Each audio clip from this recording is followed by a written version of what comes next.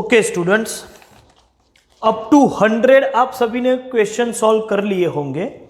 मैंने आपको पहले ही बताया था कि मोड कैलकुलेट करने के बेसिकली दो अप्रोच है। एक तो आप कैलकुलेशन करके मोड निकालो, या तो फिर आप ग्राफ का यूज करके, मतलब कौन सा ग्राफ, हिस्टोग्राम का यूज करके आप मोड निकालो। अच्छा, कैलकुलेशन वाला प्रोसीजर पूरा हमने खत्म कर दिया, ठीक है। और उसमें डेफिनेशन से भी जा सकते हैं और इंपिरिकल फॉर्मूला से भी जा सकते हैं। ये दोनों पैटर्न देख लिए।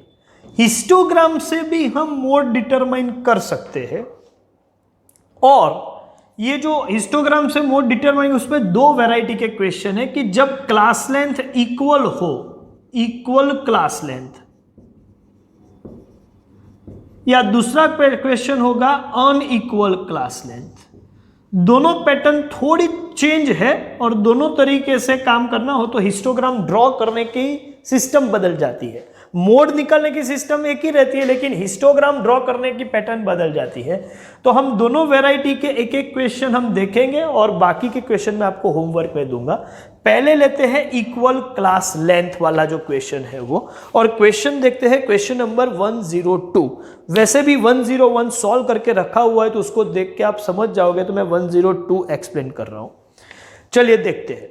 The following data show the number of empty seats per bus for the buses leaving from the depot. Find the modal number of empty seats using graphical method. Clear बोल दिया है कि ग्राफिकल मेथड का use करो, लेकिन जो आपको class दिया हुआ है, पहले तो वो क्लास देखो कौन सा है। तो मैं यहां पर लिखूं भी सही तो इजीली समझ में आ जाएगा। क्लास जो है वो इस तरीके का है, 1 to 4, 5 to 8, 9 to 12, 13 to 16, 17 to 20 and 21 to 24। ये आपकी नंबर ऑफ एम्प्टी सीट्स है, ये मेरा क्लास हो गया। और उसके आगे नंबर ऑफ बसेस मेरी फ्रीक्वेंसी है 4, 7, 12, 19, 9 एंड 3। अब समझिए, क्लास एंड फ्रीक्वेंसी है, हिस्टोग्राम ड्रॉ करना है, तो पहले तो हिस्टोग्राम कैसे ड्रॉ किया जाता है वो समझेंगे। तो मैंने बताया कि दो पैटर्न के क्वेश्चन होते हैं, क्लास इक्वल साइज के हैं या अनइक्वल साइज के हैं। पूरा क्वेश्चन देखो तो क्लास सभी इक्वल साइज के हैं। तो एक तो ये केस है कि इक्वल साइज के क्लास है, लेकिन इक्वल साइज के क्लास में भी दो टाइप के क्वेश्चन होते हैं। या तो वो एक्सक्लूसिव मतलब बिना गैप वाला है, या फिर इंक्लूसिव, ये गैप वाला। देखो ये गैप वाला है, तो गैप वाला जब क्लास होता है तो मुझे एक्सक्लूसिव क्लास में उसको कन्वर्ट करना पड़ता है। ये जो है वो इंक्लूसिव है, तो मैं क्या करूंगा, इसको एक्सक्लूसिव में कन्वर्ट कर दूंगा। तो 1 to 4 को मैं लिखूंगा 0.5 to 4.5, फिर ये हो जाएगा 4.5 to 8.5, 8.5 to 12.5, 12.5 to 16.5, 16.5 to 20.5 and 20.5 to 24.5। क्योंकि जब मैं हिस्टोग्राम ड्रॉ करूंगा तो इंक्लूसिव क्लास नहीं चलेगा, मुझे एक्सक्लूसिव मतलब बिना गैप वाला क्लास चाहिए। तो इंक्लूसिव हो तो एक्सक्लूसिव में कन्वर्ट कर दो, पहले से एक्सक्लूसिव हो तो ऐसे कन्वर्ट करने की जरूरत नहीं पड़ेगी। तो ये मेरा एक कैलकुलेशन प्रोसीजर जो है उसका पार्ट है, ये वर्किंग हो गया। तो मैं क्या करूंगा, पहले तो एक्स एक्सिस पर एक्सक्लूसिव क्लासेस की वैल्यूज रख दूंगा, लोएस्ट बाउंड्री पॉइंट से लेकर हाईएस्ट बाउंड्री पॉइंट तक इक्वल डिस्टेंस पर। तो 0 के बाद यहां 0.5 है, लेकिन मुझे ये वैल्यू लेनी है 0.5, 4.5, 8.5, 12.5, 16.5, 20.5, 24.5, 28.5। सर 28.5 तो है नहीं, लेकिन एक ज्यादा मैं आगे का एक क्लास बना के रखता हूं। ये ना भी लिखो तो चलेगा, लेकिन हैबिट रखेंगे। तो एक्स एक्सिस पर हम क्या लेते हैं, एक्स एक्सिस पर हम ले रहे हैं नंबर ऑफ एम्प्टी सीट्स और उसकी class boundary points. Number of empty seats, लेकिन एक्चुअली हम ले रहे हैं क्लास बाउंड्री पॉइंट्स, और y एक्सिस पर उसकी फ्रीक्वेंसी, फ्रीक्वेंसी मतलब हमारे केस में ये है नंबर ऑफ बसेस, तो यहां मैं लिखूंगा नंबर ऑफ बसेस, लेकिन ये है क्या भाई, फ्रीक्वेंसी है। तो क्लास और फ्रीक्वेंसी ये ग्राफ पेपर पर हम प्रेजेंट करेंगे। अब हिस्टोग्राम कैसे ड्रॉ करते हैं पहले वो देखते हैं। तो पहला क्लास जो 0.5 to 4.5 है उसकी फ्रीक्वेंसी कितनी है, 4 है। तो 0.5 से 4.5 में फ्रीक्वेंसी 4 है, तो यहां 4 तक का एक मुझे ऐसा बार डायग्राम, आपको पता है ऐसा बार मैं ड्रॉ कर दूंगा, ठीक है। ये हिस्टोग्राम है, बार डायग्राम नहीं है, लेकिन उसमें भी ऐसे आप बार ही ड्रॉ कर रहे हो। उसके बाद 4.5 to 8.5 में फ्रीक्वेंसी है 7, तो ये 6 और ये 8 के बीच यहां पर कहीं पर 7 होगा, तो ये 4.5 से ही शुरू होगा और ये 7 यहां आ रहा है, ठीक है। तो ये 4.5 से लेके 8.5 तक का ये दूसरा, लेकिन ये एडजेसेंट होगा। ऐसे जो भी आप बॉक्सेस बना रहे हैं या ऐसे बार ड्रॉ कर रहे हैं या रेक्टेंगल ड्रॉ कर रहे हैं, वो साइड बाय उसकी कॉमन साइड होगी, क्लोज टू ईच अदर रहेगा। बार डायग्राम में आप दो डायग्राम के बीच गैप रहती थी, ऐसा नहीं होगा, इसकी वजह से उसको हिस्टोग्राम बोलते हैं। फिर 8.5 to 12.5 में कितना है, 12, तो ये रहा 12। तो ये इस पर ये ग्राफ ड्रॉ कर देते हैं।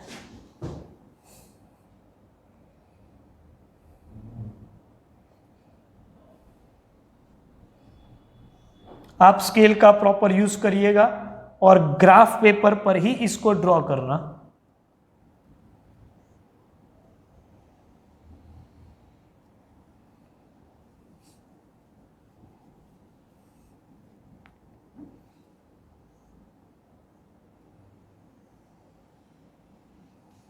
चलिए, उसके बाद 16.5 तक, 12.5 to 16.5 तक 19 है, तो ये 18 और 20 के बीच में यहां पर 19 है। चलिए, तो ये 19 वाला भी एक बार बना देते हैं।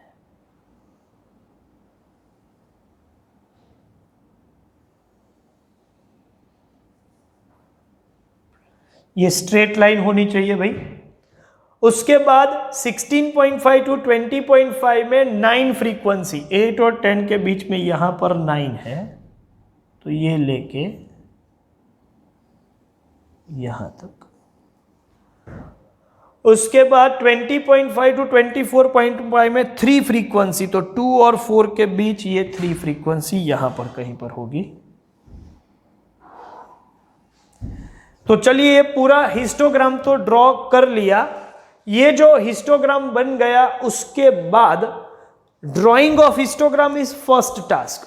अब मोड कैसे निकालते हैं, तो आपको पता है ये जो हाईएस्ट, सबसे लंबा जो बार है या जो रेक्टेंगल है वो हाईएस्ट फ्रीक्वेंसी है। ये फ्रीक्वेंसी 19 जो है वो हाईएस्ट है, तो इसका मतलब ये मॉडल क्लास है 12.5 to 16.5, इन्हीं के बीच में कहीं पर मोड होगा। कैसे, तो इसके लिए एक प्रोसीजर एडॉप्ट करो। ये जो आपने ऐसा हाईएस्ट फ्रीक्वेंसी वाला जो बार बनाया, इसके पहले वाला और इसके बाद वाला उससे तो कम ही फ्रीक्वेंसी होगी। आपको पता है ये FM है, तो ये F1 और ये F2 हो जाएगा। अच्छा, इसको आप बोल दो, ये पॉइंट जो है उसको A बोल दो, ये पॉइंट को B बोल देते हैं, ये पॉइंट को C बोलते हैं, इसको D बोलते हैं, इसको E बोल देते हैं, इसको F। आइडेंटिफिकेशन कर दिया। अब आपको करना क्या है, ए से लेके ई तक का एक स्ट्रेट ऐसा लाइन ड्रॉ करो जो कनेक्ट करे। कौन से दो पॉइंट को, ए और ई को कनेक्ट करने वाला।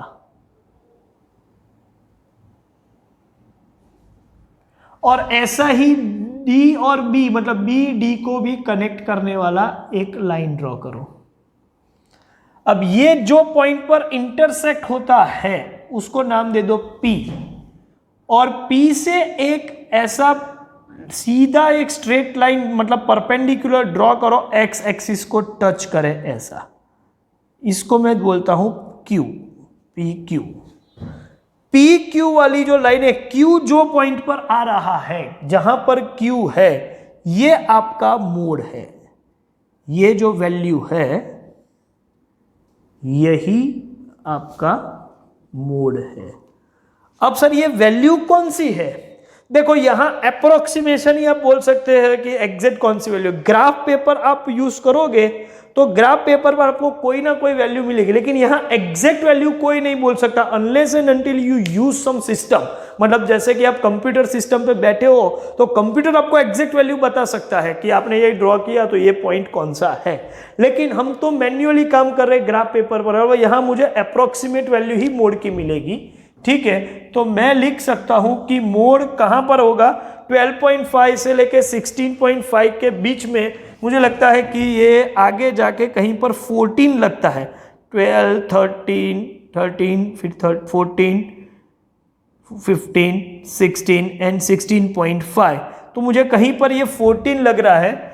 एग्जैक्टली आंसर दिया हुआ है 14.2, वो भी टेक्स्ट बुक ने बोला है तो हम 14.2 ले लेते हैं। मोड इज इक्वल टू, ये वैल्यू जो है वो 14.2 है। लेकिन कोई बोले कि सर मुझे तो 14 लगता है तो चलेगा, ठीक है, उसको कोई गलत नहीं बोल सकता। अपने कैलकुलेशन के हिसाब से थोड़ा बहुत आगे पीछे यहां पर हो सकता है, लेकिन ये ग्राफ है। Histogram is a graph not a diagram, और ग्राफ जब भी होता है तो आपको स्केल ऑलवेज मेंशन करना पड़ता है। तो स्केल हम लेते हैं, एक्स एक्सिस पर हमने स्केल रखा है 1 सेंटीमीटर इक्वल्स टू 4 यूनिट्स, और वाई एक्सिस पर हमने स्केल लिया है 1 सेंटीमीटर इक्वल्स टू 2 यूनिट्स। तो स्केल भी मेंशन करना पड़ेगा, और यहां टाइटल लेना है सर हिस्टोग्राम का, नहीं सिर्फ इतना लिख दो हिस्टोग्राम, बस चलेगा यहां पर।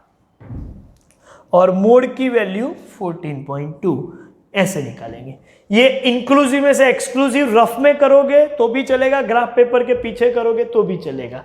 ग्राफ पर इतनी चीज होनी चाहिए। क्लियर?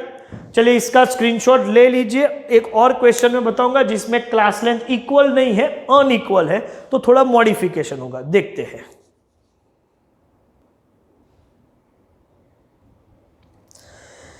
चलिए अब ऐसा क्वेश्चन देखते हैं जिसमें क्लास लेंथ इक्वल ना हो। तो क्वेश्चन नंबर 105 देखते हैं। The data about monthly house rent paid by 50 families is given in the following table. House rent in 1000 rupees and number of families, और उसके बाद बोला है find the mode for house rent using graphical method. चलिए, जब class length आप देख सकते हो अनइक्वल है, 0 to 5, 5 to 10, ये क्लास लेंथ 5 की है, लेकिन उसके बाद 10 to 20 ये 10 की हो गई, फिर 20 to 30 और 30। अच्छा, क्लास लेंथ अनइवन है तो हाईएस्ट फ्रीक्वेंसी हम जज नहीं कर पाते क्योंकि कंपेरेबिलिटी नहीं होती, वो मैंने डिस्कस किया था कुछ वीडियो लेक्चर में पहले भी।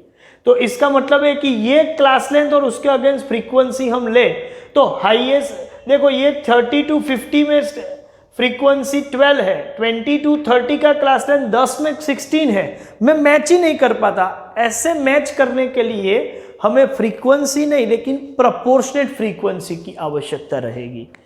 तो वो कैसे निकाला जाता है?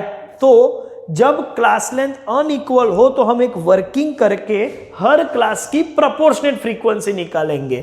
तो ये जो क्लास है और ये फ्रीक्वेंसी, उसके बाद हर क्लास की लेंथ क्या है, तो ये बोलो 5 है, ये 5 है, ये 10 है, ये 10 है और ये 20 है। प्रोपोर्शनेट फ्रीक्वेंसी का मतलब होता है फ्रीक्वेंसी अपॉन क्लास लेंथ, मतलब 0 to 5 ये क्लास की प्रोपोर्शनेट फ्रीक्वेंसी मुझे निकालनी है, तो फ्रीक्वेंसी क्या है 1 है, डिवाइड बाय 5। अच्छा, मल्टीप्लाई किसको करना है, तो class length of smallest frequency, ये सभी में स्मॉलेस्ट को बेस बनाना है। ये सभी में स्मॉलेस्ट फ्रीक्वेंसी कौन सी है 1, और उसका क्लास लेंथ क्या है 5। तो हमेशा आपको यहां मल्टीप्लाई 5 से ही करना पड़ेगा। तो f डिवाइड बाय c मतलब 1/5 इंटू 5, इसका आंसर होगा 1। सेम वे 7/5 इंटू 5, क्योंकि class length of smallest frequency ये सभी में 1 है, उसी की क्लास लेंथ को बेस मान के मैं चलता हूं, तो प्रोपोर्शनेट फ्रीक्वेंसी 7 होगी। 5 की साइज 0 to 5 की फ्रीक्वेंसी 5 ही है सर, एक ही और एक ही आया, क्योंकि हमने जो बेस लिया है वही यहाँ पर क्लास लेंथ है, उसकी वजह से अब यहाँ चेंज होगा। जैसे कि 14/10 इंटू 5, तो 10 to 20 जो है उसमें फ्रीक्वेंसी 14 है, लेकिन प्रपोर्शन के हिसाब से देखा जाए तो फ्रीक्वेंसी होनी चाहिए 7, मतलब 5 2 जा 7 and 2 5 2 जा and 2 7 जा, ऐसा हमने कट कर दिया है। ऐसे ही 16 डिवाइड बाई 10 इंटू 5, तो ये 5 इंटू 2, तो ये आएगा 8। और ऐसे ही यहां पर हम लिखे तो 12 डिवाइड बाई 20 इंटू 5, तो ये आएगा 3। तो 17783 ये क्लास की फ्रीक्वेंसी कुछ भी हो, लेकिन प्रोपोर्शनल फ्रीक्वेंसी ये है। और जब हम हिस्टोग्राम ड्रॉ करेंगे तो अब एक्स एक्सिस पर तो क्लास लेंगे, लेकिन वाई एक्सिस पर पहले फ्रीक्वेंसी लेते थे, उसके बजाय प्रोपोर्शनल फ्रीक्वेंसी लेंगे। चलिए देखते हैं ग्राफ पेपर पे कैसे काम किया जाता है। चलिए ग्राफ पेपर पर हम एक्स एक्सिस पर ले लेंगे 5 10 15 20 20, मतलब क्लास लेंगे, हाउस रेंट इन 1000, लेकिन y एक्सिस पर फ्रीक्वेंसी नहीं लेंगे, अब प्रोपोर्शनेट फ्रीक्वेंसी लिखेंगे। ठीक है, तो ध्यान रखिए जब क्लास की साइज अनइक्वल है तो x एक्सिस में तो चेंज नहीं होता, लेकिन y एक्सिस पर जो पहले इक्वल क्लास में फ्रीक्वेंसी लेते थे तो अनइक्वल क्लास में प्रोपोर्शनेट फ्रीक्वेंसी लेंगे, बस इतना है। प्रोपोर्शनेट फ्रीक्वेंसी क्या है उसका वर्किंग हमने पहले से करके रखा हुआ है। चलिए अब देखते हैं 0 to 5 का प्रोपोर्शनल फ्रीक्वेंसी कितना है, 1। तो 0 से लेके 5 तक का ये हिस्टोग्राम में ड्रॉ करूं तो ये इस तरीके की मैं एक बार ड्रॉ कर सकता हूं। 0 to 5 1 फ्रीक्वेंसी, प्रोपोर्शन 5 to 10 7, तो 5 to 10 7 ये रहा, तो ये 7।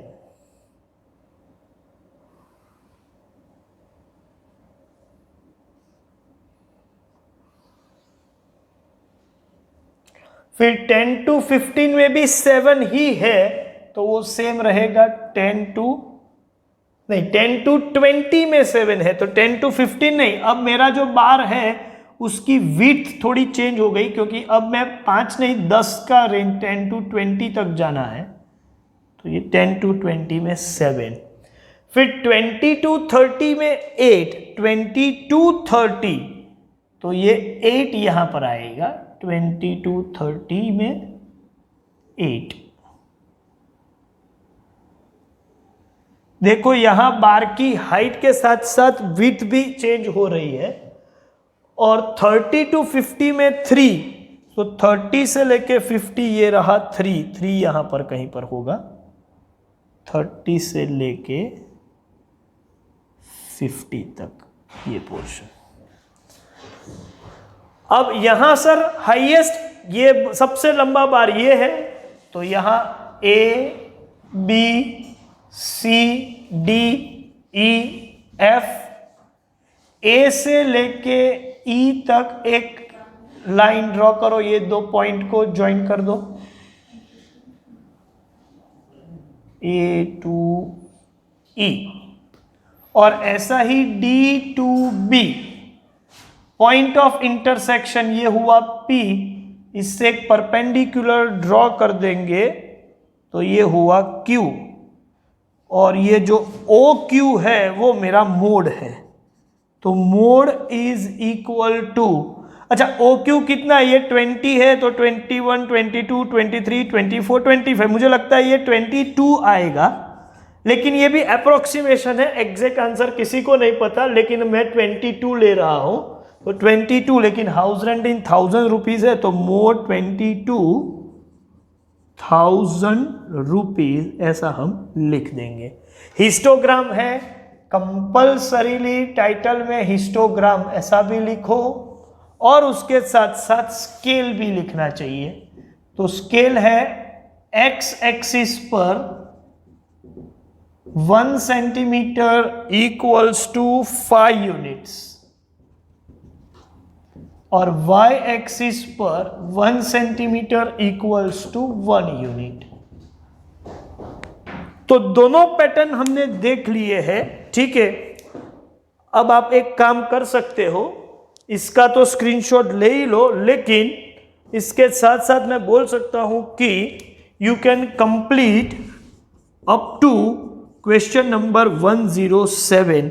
तो 107 तक एक काम करो, 107 डिस्कशन करने वाला क्वेश्चन है, तो उसको मैं एक अलग वीडियो लेक्चर में ले लूंगा। तो 106 तक आपको खत्म करना है। तो चलिए, होमवर्क होगा 106 और इसका स्क्रीनशॉट ले लीजिए पहले तो पूरे कैलकुलेशन का। Thank you very much.